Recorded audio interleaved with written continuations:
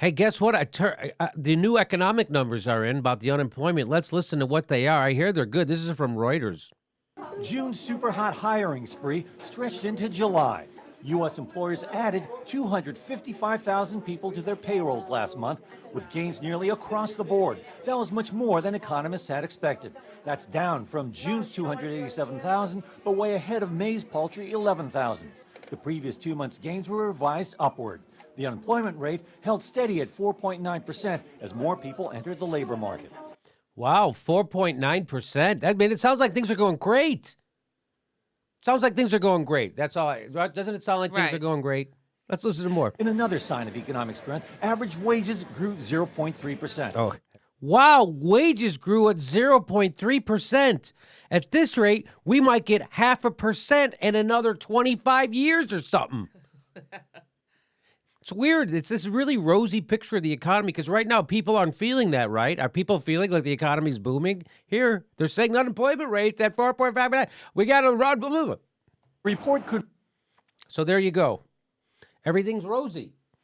That's from Reuters. Everything's rosy. Is that really the unemployment number? Is that the real? You hear people say that. Well, here's from the International Business Times jobs report. Donald Trump joins economic experts who say the official unemployment rate is inaccurate. Is it inaccurate? I mean, that's not the real unemployment rate? What's been happening? Well, today, the official unemployment rate counts only those actively seeking a job. This is from the International Business Times. What does that mean, Jimmy? Well, who doesn't it count?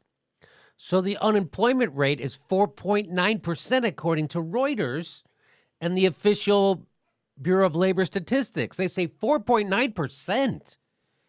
Sounds like people are doing great, but we all know people aren't doing great. People are still struggling, treading water. They don't have much in savings. They're in debt.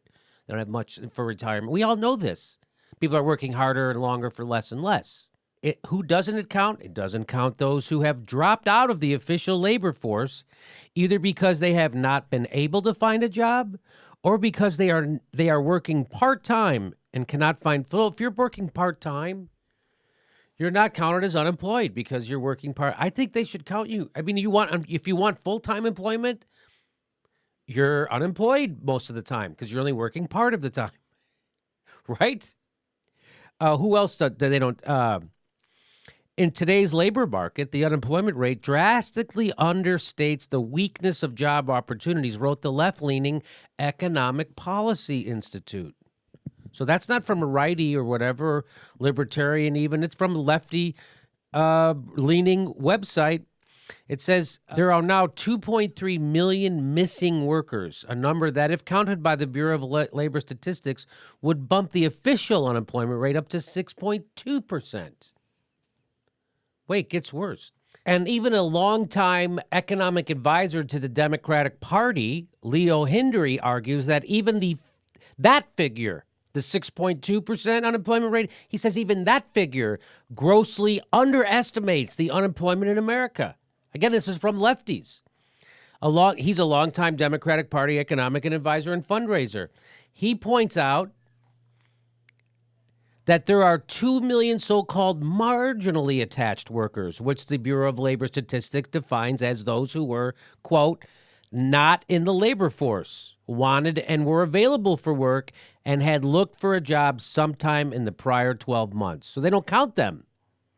They're called marginally attached. He says there are also another 5.9 million part-time of necessity workers. Those, he says, are unable to find full-time jobs or they've had their hours cut back. If those workers were counted, official unemployment rate would be 9.7%, as the Bureau of Labor Statistics itself acknowledges.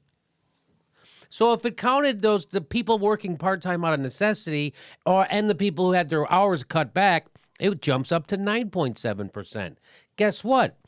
Add another 4.3 million who say they want to work but haven't sought employment because they're discouraged. They looked for so long for a job and couldn't find any, they stopped looking. He says that if you count those people, it jumps up to 12.1%. Yeah. So the official number was 4.9%. This guy's saying the number should be 12.1%. That's more than double. That's 100% increase. That's amazing, right? So that's you hear this a lot. When I talk to Peter King at the Republican National Convention, I asked him about the unemployment rate. He goes, well, it depends on what you mean by the real unemployment rate. And that sounded like a right-wing talking point, but it's not. But it is in a sense because they both colluded to change the way we used to count. We used to count the unemployment. For instance, the current method of counting the jobless was a political decision made by both political parties right after World War II. Both parties sat down and basically said, if we ever tell the American people the truth about the unemployment rate, things could get ugly for whichever one of us is in power. So they made a pact between themselves and with the devil to not count everyone. And for instance, in 1994, federal officials revised the way it counted discouraged workers, those who want to work but had given up. In a research paper about that change, the Bureau of Labor Statistics noted that the number of discouraged workers was much smaller after the 1994 redesign. Oh, really? Because the definition for the group was tightened. Oh. I guess it solved that problem. Get this. In late 2002, George W. Bush administration discontinued the Labor Department's mass layoff report. So workers get laid off. They just discounted it, prompting Democrats to accuse the White House of suppressing negative economic news. So these people weren't fired. They're just laid off. So George Bush is like, I'm not counting them.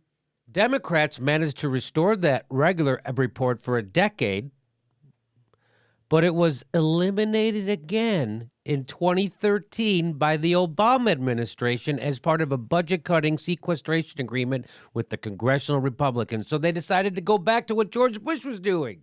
The Democrats fought. They got it back in. And then Obama was like, okay, let's take it back out.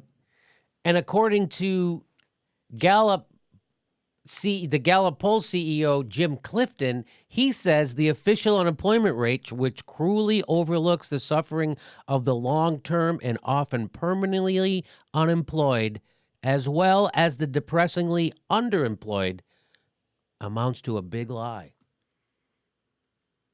So when you hear all this great economic news, the unemployment rate's down to 4.9%, wages are up. It's because the government, again, the establishment, both parties decided to screw over workers and not tell you the truth. They're not telling you the truth. They're engineering trade deals to screw you. They're pissing on your leg and you're telling you it's raining. That's what they're saying. Oh no, unemployment's great, everything's great. So there you go. There's the real unemployment number. Barack Obama, by the way, all for not counting laid off people. Hey, you got to vote for Hillary Clinton because of Donald Trump.